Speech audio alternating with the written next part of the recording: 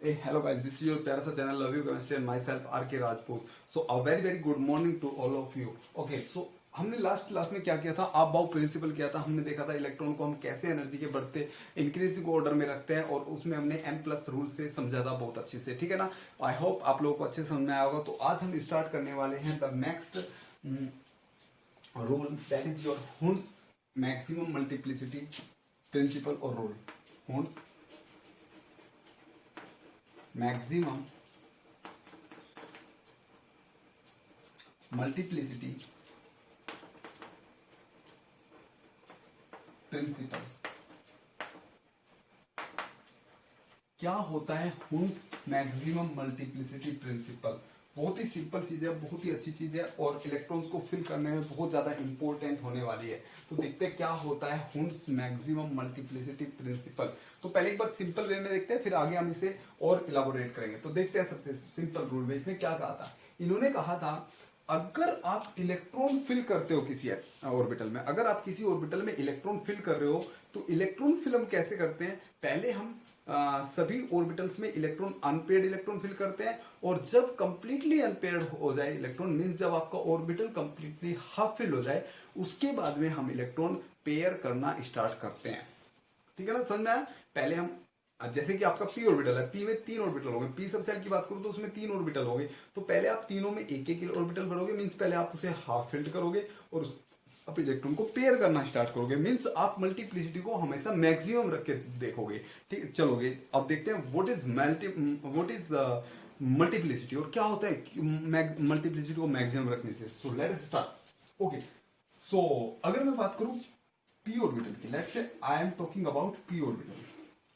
सो अब मैं जो ऑर्बिटल बनाऊंगा वो इस टाइप से बनाऊंगा. लेट्स से मुझे अगर बात करनी है एस ऑर्बिटल की, तो एस सेल की, एस सब सेल की, तो उसमें एक ही ऑर्बिटल बनना होता है. मैं ऐसे बना दूंगा एक ऑर्बिटल, एस ऑर्बिटल ऐसे होगा. ठीक है ना. पी ऑर्बिटल की बात करूं तो पी सब सेल में 3 ऑर्बिटल होते हैं, वो 3 ऑर्बिटल मैं ऐसे बनाऊंगा, p x, p y and p Z.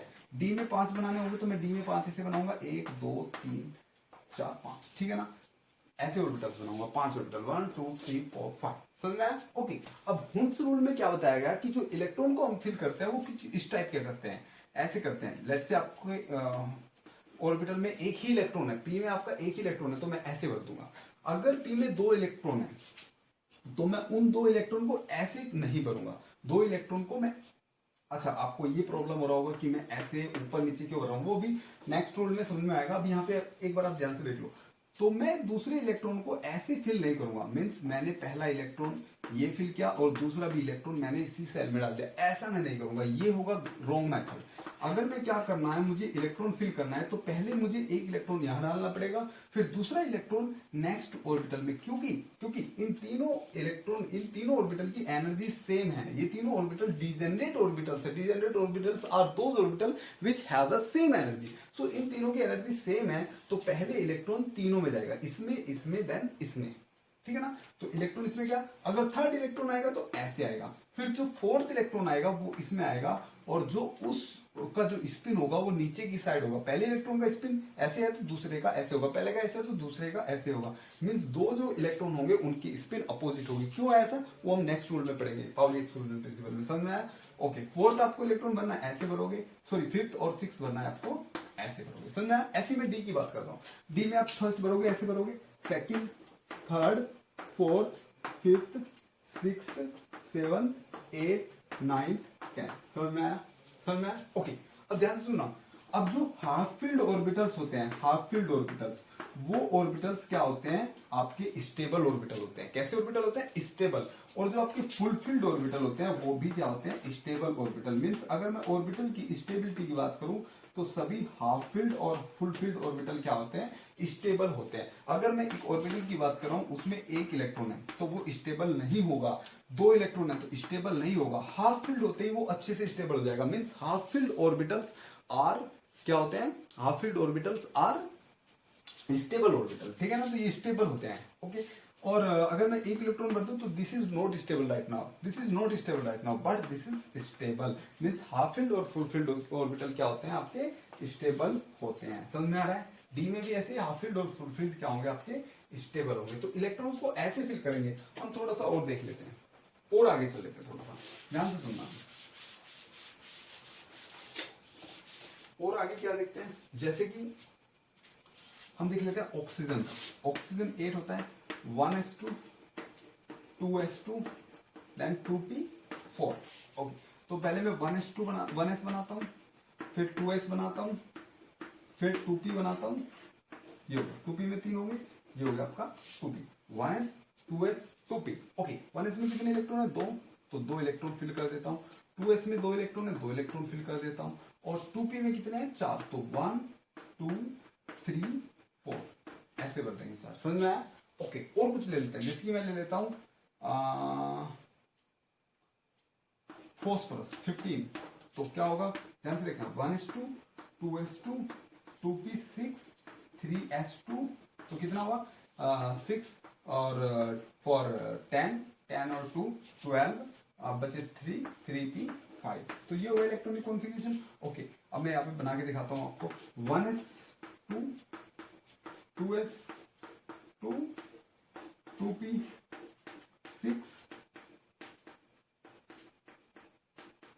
3s2 3p5। समझ में आ रहा है? तो इस टाइप से आप इलेक्ट्रॉन को फिल करोगे। समझ में आ रहा है? ओके, अब मैं थोड़ा आगे चलता हूं, मैं कुछ और इलाबोरेट करता हूं चीजों को, ध्यान से सुनना अभी जैसे कि मैं आता हूं स्कैंडियम पे। स्कैंडियम होता है 21, क्या होगा 1s2 2s2 2p6 3s2 3p6 4s2 3d1, ये होगा इलेक्ट्रॉनिक कॉन्फ़िगरेशन। समझ में आया? ओके, इससे बाद में अगर मैं बात करूं स्कैंडियम से बाद में टाइटेनियम 22, तो इसका हो जाएगा 1s2 2s2 2p6 3s2 3p6, यहाँ तक भी सेम होगा, फिर होगा आपका 4s2 3d2। ओके, समझ में आ रहा है? ऐसे ही आपका वेनेडियम 23 का होगा 1s2 2s2 2p6 3s2 3p6 4s2 3d3। Okay, इससे बाद में क्रोमियम होगा 24, ये क्या होना चाहिए आपका 4s2 3d4, ये होना चाहिए। अभी ध्यान से देखना, इस पे मैं लगाता हूँ स्टार, क्योंकि ये नहीं होगा, इसमें कुछ एक्सेप्शन है। इससे बाद में बात करता हूँ मैग्नीज 25, ये क्या होना चाहिए 4s2 3d5, यही होता है जी, बिल्कुल। ओके, इससे बाद में मैं बात करता हूँ मैग्नीज हो गया आयरन 26, ये होगा आपका 4s2 3d6, और फिर होगा 27 कोबाल्ट 4s2 3d7, और फिर होगा आपका ऐसे ही चल के जब मैं कॉपर पे आऊंगा कॉपर 29, ये होगा आपका 4s2 3d9, और फिर लास्ट में आपका आएगा जिंक, जिंक होगा आपका 30, और ये होगा आपका 4s2 3d10। अब इसमें बहुत ध्यान से देखना, बहुत ज्यादा ध्यान से देखना है आपको। तो देखो, अगर मैं बात करूं क्रोमियम, तो देखना ध्यान से देखना, क्रोमियम में जनरली है क्या 4s, ये है, ये होगा आपका 4s, और ये होगा आपका 3d 1 2 3 1 2 3 4 5। ओके, ये हो गया आपका 3d। आप अगर ध्यान से देखो तो 4s में कितने हैं, 2 इलेक्ट्रॉन है। ओके, 4d में कितने हैं 1 2 3 4 5। इससे पहले वाले का बना लेता हूँ, क्रोमियम से पहले वाले का मीन्स वेनेडियम का बना लेता हूँ। तो वेनेडियम में कुछ इस टाइप से है 1 2 3, ये होगा वेनेडियम। ओके, इससे बाद में बात कर लेता हूँ क्रोमियम से जस्ट बाद में मैग्नीज की बात कर लेते हैं। मैग्नीज 1 2 3 1 2 3 4 5। ओके, 1 2 1 2 3 4 5। तो आप इस केस में देखोगे, अगर आप क्रोमियम के केस में देखो ध्यान से, तो क्रोमियम के केस में है क्या कि सॉरी, ये होगा क्रोमियम का केस, ठीक है ना 3 4। ओके, क्रोमियम के केस में अगर आप देखो तो यहाँ पे जो ऑर्बिटल है वो कंप्लीटली फुलफिल्ड है, मीन्स ये स्टेबल ऑर्बिटल है, और यहाँ पे जो ऑर्बिटल है वो क्या है वो आपका अनस्टेबल है, मीन्स उस वो हाफ फिल्ड भी नहीं है ना ही वो फुल फिल्ड है। लेकिन अगर मैं क्या करूं, यहां से एक इलेक्ट्रॉन को यहां पे रख दूं, यहां से एक इलेक्ट्रॉन हटाऊं और यहां पे रख दूं, अब क्या होगा, ये तो पहले भी स्टेबल था अब भी स्टेबल है, क्योंकि पहले फुल फिल्ड था अब हाफ फिल्ड है। लेकिन इस एक इलेक्ट्रॉन के यहां से यहां जाने पे इस ऑर्बिटल में क्या आ गई, स्टेबिलिटी आ गई। इसलिए क्या होता है, एक इलेक्ट्रॉन यहां से यहां चला जाता है, इसीलिए क्रोमियम में क्या होता है, एक्सेप्शन होता है। इसे नेक्स्ट वाले में देखो, इसमें तो पहले से स्टेबिलिटी है, लेकिन इसमें देखोगे इसमें आपका स्टेबिलिटी नहीं है, लेकिन यहाँ पे आने के लिए 2 इलेक्ट्रॉन चाहिए, लेकिन कोई 2 इलेक्ट्रॉन यहाँ से जंप कराने के लिए नहीं है, इसलिए इस केस में कोई एक्सेप्शन नहीं होता। अगर अब आप कॉपर के केस में देखोगे तो देखो कॉपर के केस में क्या होता है, कॉपर के केस में कुछ ऐसा होता है 1 2 3 1 2 3 4 5। कॉपर के केस में 9 इलेक्ट्रॉन है, 1 2 3 4 5 6 7 8 9। तो अब देखियो, अब यहाँ पे कितने हैं, 9 इलेक्ट्रॉन है। अगर मैं यहाँ से एक इलेक्ट्रॉन निकालूं और यहाँ पे पहुंचा दूं, अब क्या होगा, ये भी आपका कंप्लीटली स्टेबल हो गया और ये भी आपका स्टेबल हो गया, मीन्स अब दोनों ऑर्बिटल आपके स्टेबल है, मीन्स ये आपका स्टेबल कॉन्फ़िगरेशन हो गया। तो यहाँ पे भी आपका एक्सेप्शन है, कॉपर में भी, कॉपर में भी क्या है, एक्सेप्शन है। तो क्या हो जाएगा कॉपर में 4s1 3d 10, और क्रोमियम में क्या हो जाएगा 4s1 3d 5। तो ये एक्सेप्शन था, समझना। ऐसे ही क्रोमियम के नीचे के जितने भी एलिमेंट है और कॉपर के नीचे के जितने भी एलिमेंट है उनमें सब में ऐसे ही एक्सेप्शन होगा, समझ में आया जी। तो ये एक्सेप्शन थे इसमें। ऐसे आप इलेक्ट्रॉनिक कॉन्फ़िगरेशन, हम इलेक्ट्रॉनिक कॉन्फ़िगरेशन की कंप्लीट तह तक जाएंगे, अच्छे से इलेक्ट्रॉनिक कॉन्फ़िगरेशन करेंगे, क्योंकि आपके सिलेबस में वहां पे लिखा है इलेक्ट्रॉनिक कॉन्फ़िगरेशन, समझ में आया, कोई दिक्कत, ओके ओके। अब हम एक बार लास्ट रूल और पढ़ लेते हैं, last principle, that is Pauli exclusion principle. Pauli exclusion, okay. जो अभी आपने हुन्स रूल पढ़ा था, उस हुन्स रूल का नाम था maximum multiplicity principle, means Hund's maximum multiplicity. So what was the mean of maximum multiplicity, क्या था ये मैक्सिमम मल्टीप्लिसिटी। तो एक बार ध्यान से देखना, अगर मैं एक पी ऑर्बिटल की बात करूं, मैं अभी हुन्स का ही बता रहा हूं थोड़ा, अगर मैं एक पी ऑर्बिटल की बात करूं और मैं एक बार तो 2 इलेक्ट्रॉन ऐसे फिल कर देता हूं, एक बार मैं 2 इलेक्ट्रॉन को फिल कर देता हूं ऐसे, तो एक टर्म होता है multiplicity, and that is represented by 2s + 1, where s is nothing but the unpaired electron means s depend कर रहा है अनपेड, s बता रहा है अनपेड इलेक्ट्रॉन, मीन्स जो आपका मल्टीप्लिसिटी है वो बता रहा है कि यहाँ पे कितने ज्यादा अनपेड इलेक्ट्रॉन है। तो देखो जैसे कि पहले के केस में कोई अनपेड इलेक्ट्रॉन नहीं है, तो ये हो जाएगा 2 × 0 + 1 that will give you 1। Okay, इस केस में क्या होगा, 2 × अनपेड ऑफ इलेक्ट्रॉन आर 2। देखो यहाँ पे क्या है, अनपेड नहीं है, ओनली ये पेयर्ड इलेक्ट्रॉन है, लेकिन यहाँ पे क्या है, अनपेयर्ड इलेक्ट्रॉन है, कितने 2 × 2 + 1 that is 5। Means you can see here the multiplicity is 5 and here the multiplicity is 1। तो हुन्स ने ये कहा था कि जहां पे मल्टीप्लिसिटी जिस वे से इलेक्ट्रॉन फिल करने में मैक्सिमम मल्टीप्लिसिटी मिलेगी, वो ही वे आपका प्रॉपर वे होगा। तो इसमें मैक्सिमम मल्टीप्लिसिटी मिल रही है, मीन्स ये आपका करेक्ट वे होगा और ये आपका रॉन्ग वे होगा। ये था आपका हुन्स प्रिंसिपल। आई होप आप लोगों को अच्छे से समझ में आया होगा। अब हम चलते हैं, अब हम पूछ करते हैं पाउली एक्सक्लूजन प्रिंसिपल की ओर। So what is Pauli exclusion principle and what Pauli was talking about, क्या पावली ने कहना चाहा था उस टाइम पे, what he want to talk about, what is exclusion means and what is that principle, क्या है ये प्रिंसिपल। तो हम वो पढ़ने जा रहे हैं, ध्यान से सुनना। क्या कहते हैं पावली जी, पावली जी ये कहते हैं कि अगर आपके पास एक ऑर्बिटल है, मैं सिंपल लैंग्वेज में आपको समझा रहा हूं, अगर आपके पास एक ऑर्बिटल है तो इस एक ऑर्बिटल में मैंने कहा कि हम क्या 2 इलेक्ट्रॉन ऐसे भर सकते हैं। चलो मैं भर के देखता हूँ, क्या दोनों इलेक्ट्रॉन की स्पिन में एक साइड रख सकता हूँ। चलो मैं रख के देखता हूँ। दूसरे में मैं क्या कर सकता हूँ, दोनों स्पिन को एक साइड रख सकता हूँ और एक बार मैं करता हूँ एक स्पिन को अप एक स्पिन डाउन, जो कि आपको पता है कि प्रॉपर वे है। लेकिन देखते हैं क्यों प्रॉपर वे नहीं है। तो पाउली एक्सक्लूजन प्रिंसिपल ये था कि अगर एक ऑर्बिटल में 2 इलेक्ट्रॉन है तो उन दोनों इलेक्ट्रॉनों की जो चारों क्वांटम नंबर्स है वो कभी भी सेम नहीं हो सकते। जो चारों क्वांटम नंबर है n l m s, principal quantum number, azimuthal quantum number, magnetic quantum number और स्पिन क्वांटम नंबर, इन्होंने क्या कहा, एक ऑर्बिटल में जो इलेक्ट्रॉन्स है उनके चारों क्वांटम नंबर इक्वल नहीं हो सकते। अगर फर्स्ट तीन क्वांटम नंबर इक्वल हो भी जाए, जैसे ये होते भी हैं, ये तीन क्वांटम नंबर इक्वल हो भी जाए तो फोर्थ क्वांटम नंबर हमेशा ही क्या होता है, डिफरेंट होता है। जैसे कि अगर मैं अब इस रूल को मैं इस पे लगाऊं तो देखो मान लीजिए ये सब 1s ऑर्बिटल में, किसमें 1s में, तो 1s से देखो तो n की वैल्यू कितनी है इसके लिए 1, ओके, क्योंकि यहाँ पे s है तो l की वैल्यू कितनी होगी 0, ठीक है जी। n की वैल्यू 1, l की वैल्यू 0, और l की वैल्यू 0 के लिए m की वैल्यू क्या होती है 0 ही होती है, ठीक है ना। और s की वैल्यू अगर आप देखो तो देखो मैं पहले बात कर रहा हूं एक इलेक्ट्रॉन के लिए, तो इस वाले इलेक्ट्रॉन के लिए तो s की वैल्यू कितनी, s की वैल्यू कितनी होगी यहाँ पे प्लस हाफ।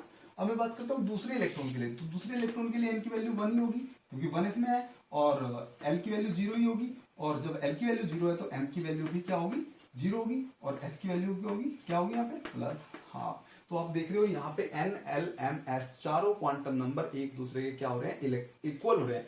मीन्स इस ऑर्बिटल में जो आपके इलेक्ट्रॉन है उन दोनों के लिए चारों क्वांटम नंबर इक्वल हो रहे हैं, जो क्या कर रहा है, जो पाउली एक्सक्लूजन प्रिंसिपल को क्या कर रहा है, वायलेट कर रहा है। मीन्स ये जो आपका आपने जो अरेंजमेंट रखा है इलेक्ट्रॉन्स का, यहाँ पे ओरिएंटेशन रखा है, ये बिल्कुल गलत है। अगर इस केस में भी देखोगे आप तो इस केस में भी क्या हो जाएंगे, n is equal to 1, l is equal to 0, m is equal to 0, s is equal to minus half, और इस केस में इस इलेक्ट्रॉन के लिए इसके लिए भी क्या होगा, n is equal to 1, l is equal to 0, m is equal to 0, s is equal to minus half. Means चारों क्वांटम नंबर्स के मान क्या हो रहे हैं, इक्वल हो रहे हैं, वैल्यूज क्या हो रही है, इक्वल हो रही है। मीन्स ये अरेंजमेंट भी कंप्लीटली एप्रोप्रिएट है, ये भी आपका सही नहीं है, ये भी रॉन्ग है। लेकिन अगर मैं इस केस में देखूं इस इलेक्ट्रॉन के लिए तो n की वैल्यू 1, l की वैल्यू 0, m की वैल्यू 0, s की वैल्यू क्या होगी इस इलेक्ट्रॉन के लिए प्लस हाफ। समझा रहा, क्योंकि ये अप स्पिन है। इस इलेक्ट्रॉन के लिए देखते हैं n की वैल्यू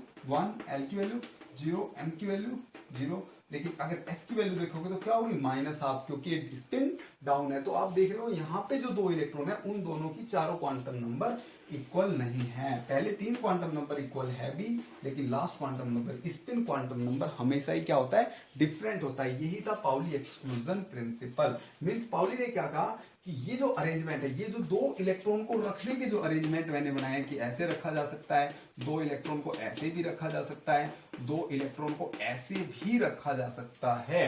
इनमें से मैंने पहले दो अरेंजमेंट को क्या कर दिया, एक्सक्लूड कर दिया, जो ज्योमेट्री थी उससे बाहर कर दिया, यानी कि अपने जो मैंने अरेंजमेंट किया था उनसे इन दोनों अरेंजमेंट को मैंने आउट कर दिया, एक्सक्लूड कर दिया, इसलिए इसे कहते हैं Pauli exclusion principle. I hope आप लोगों को पाउली एक्सक्लूजन प्रिंसिपल अच्छे से समझ में आया होगा, ठीक है ना। ओके, अब मैं बात करता हूं electronic configuration of ions.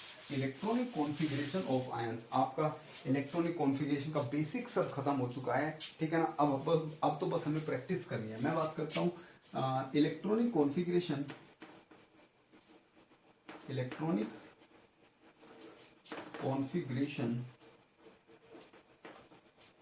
Of ions.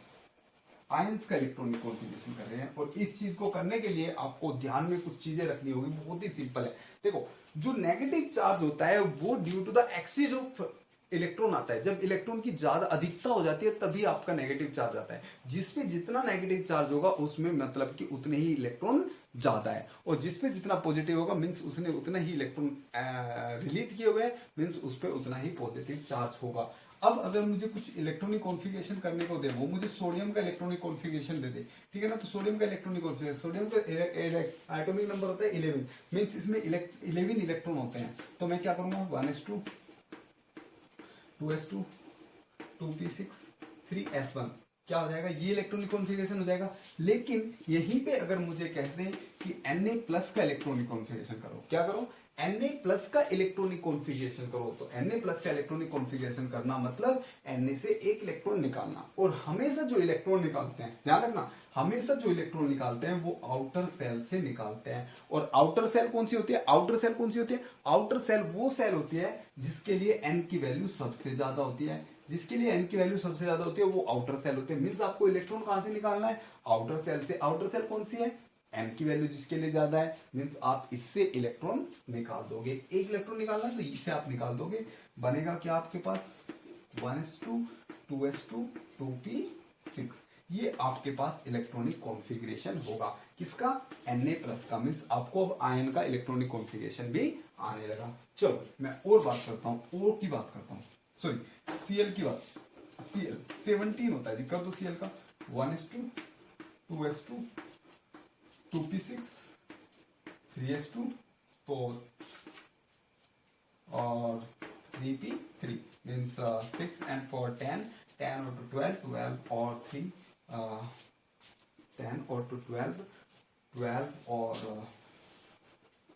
5 सो 5 आएगा। ओके, ये होगा इलेक्ट्रॉनिक कॉन्फ़िगरेशन किसका, ये इलेक्ट्रॉनिक कॉन्फ़िगरेशन होगा कैल्शियम का, सॉरी क्लोरीन का। लेकिन अगर मैं बात करूं क्लोरीन 1- मीन्स एक इलेक्ट्रॉन की एक्सेस, एक इलेक्ट्रॉन ज्यादा है तो वो एक इलेक्ट्रॉन कहां पे आएगा, याद रखना हमेशा जो इलेक्ट्रॉन निकालते हो आप आउटर मोस्ट सेल से निकालते हो, और जो इलेक्ट्रॉन डालते हो वो भी आउटर मोस्ट सेल में। मीन्स आप इस सेल में इलेक्ट्रॉन डाल दोगे तो क्या मिलेगा आपको 1s2 2s2 2p6 3s2 3p6। आपका इलेक्ट्रॉनिक कॉन्फ़िगरेशन ये हो जाएगा, 3p6 आपका इलेक्ट्रॉनिक कॉन्फ़िगरेशन हो जाएगा। नाउ आई थिंक आप लोगों को इलेक्ट्रॉनिक कॉन्फ़िगरेशन ऑफ आयंस अच्छे से समझ में आ रहा होगा। चलो और एग्जांपल हम ले लेते हैं। एग्जांपल ले लेते हैं मैग्नीशियम Mg12। क्या होता है Mg का, 12 का 1s2 2s2 2p6 3s2, ये होगा मैग्नीशियम का इलेक्ट्रॉनिक कॉन्फ़िगरेशन। लेकिन यहीं पे अगर मैं बात करूं मैग्नीशियम 2+ मीन्स मैग्नीशियम के ऊपर 2 पॉजिटिव आयन है, मैग्नीशियम जो कैटायन है उसके ऊपर 2 पॉजिटिव आयन है। दैट मीन्स इसमें से 2 इलेक्ट्रॉन को निकाला गया है। मीन्स यहाँ पे जो इसका इलेक्ट्रॉनिक कॉन्फ़िगरेशन होगा, आप क्या करोगे आउटर मोस्ट सेल में से 2 इलेक्ट्रॉन निकालोगे तो क्या बचेगा 1s2 2s2 2p6 और 3s0 आ जाएगा। और इसे तो आप नहीं लिखोगे क्योंकि इसमें इलेक्ट्रॉन नहीं है, तो बस इलेक्ट्रॉनिक कॉन्फ़िगरेशन क्या हो जाएगा 1s2 2s2 2p6। यहीं पे मैं बात करता हूं एल्यूमिनियम 3+, क्या होता है 1s2 2s2 2p6 2p6 और 3s2, ठीक है ना, 1s2 2s2 2p6 3s2 and then 3p1। अब आपको क्या करना है, इलेक्ट्रॉन ये एल्यूमिनियम का, सॉरी ये एल्यूमिनियम का है। अब आपको एल्यूमिनियम 3+ का करना है, एल्यूमिनियम 3+ का करना है तो आपको 3 इलेक्ट्रॉन निकालना पड़ेगा। 3 इलेक्ट्रॉन निकालोगे कहां से, आप आउटर मोस्ट सेल से, तो ये भी आउटर मोस्ट सेल, निकालो 3 इलेक्ट्रॉन तो 2 यहां से, एक यहां से, तीनों निकाल दोगे आप क्या आ जाएगा 1s2 2s2 और 2p6।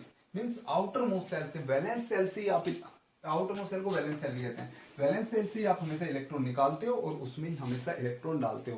तो इलेक्ट्रॉनिक कॉन्फ़िगरेशन क्या हो जाएगा 1s2 2s2 2p6। अब आप देख रहे हो इन दोनों का इलेक्ट्रॉनिक कॉन्फ़िगरेशन सेम है 1s2 1s2 2s2 2s2 2p6 2p6। वे एटम्स जिनका इलेक्ट्रॉनिक कॉन्फ़िगरेशन सेम होता है, मींस जिनमें नंबर ऑफ इलेक्ट्रॉन सेम होते हैं, उनको कहते हैं हम isoelectronic species, isoelectronic species. तो आई होप आप लोगों को अच्छे से समझ में आया होगा कि इलेक्ट्रॉनिक कॉन्फ़िगरेशन हम कैसे करते हैं। और वहीं पे आपको क्रोमियम का याद रखना है 24 का एक्सेप्शन है, आपका क्या आता है 4s2 3d 4s1 3d 5 आ जाता है, और कॉपर 29 का 4s1 3d 10 आ जाता है। ये एक्सेप्शन आपको हमेशा याद रखना है क्योंकि पेपर में वो एक्सेप्शन ही ज्यादा पूछता है, एक्सेप्शन पूछता है और आयंस का, वो आयन का भी पूछता है, तो आपको आयंस का भी आना चाहिए करना, और आप लोगों को किसका आना चाहिए, एक्सेप्शन भी आना चाहिए। तो आई होप आप लोगों को अच्छे समझ आया होगा। सो यहाँ पे हमारा जो फर्स्ट यूनिट का इलेक्ट्रॉनिक कॉन्फ़िगरेशन वाला पार्ट है वो खत्म होता है। इसके बाद में कुछ वहां पे पार्ट रह जाता है पीरियोडिसिटी का, तो वो हम नेक्स्ट लेक्चर से स्टार्ट करते हैं। और पीरियोडिसिटी के लिए ये लेक्चर आपका बहुत ही ज्यादा इंपॉर्टेंट होने वाला है। ये लेक्चर जिसने देखा उसको पीरियोडिसिटी बहुत ही अच्छे से समझ में आएगा, क्योंकि वहां पे हमें इलेक्ट्रॉन फिल करके देखना होगा, बहुत ही ज्यादा इंपॉर्टेंस होगी इसकी। आप कह सकते हो पूरी केमिस्ट्री में इसका बहुत ज्यादा इंपॉर्टेंस होता है, चाहे वो रिएक्शन मैकेनिज्म हो, चाहे वो रिजेंट हो, चाहे वो कुछ भी हो, सब जगह, चाहे वो ग्रुप थ्योरी हो और चाहे वो आपका सॉलिड स्टेट हो या वो फिर आपका आप कह सकते हो केमिकल बॉन्डिंग हो, तो सब चीजों में इसकी बहुत ज्यादा इंपॉर्टेंस होती है। ये केमिस्ट्री का बेस है। अगर आपको ये नहीं आता तो कुछ नहीं आता। तो प्लीज इस वीडियो को अच्छे से देखिए, वीडियो को पूरा देखिए, वीडियो को लाइक कीजिए, शेयर कीजिए, सब्सक्राइब, अगर आप यहाँ पे नए हो तो वीडियो को सब्सक्राइब कीजिए, जिससे कि आपको ये वीडियो सबसे पहले को हमारे हमारे जो नए वीडियोज आएंगे वो आपको सबसे पहले देखने को मिले। So please like share and subscribe. Bye bye.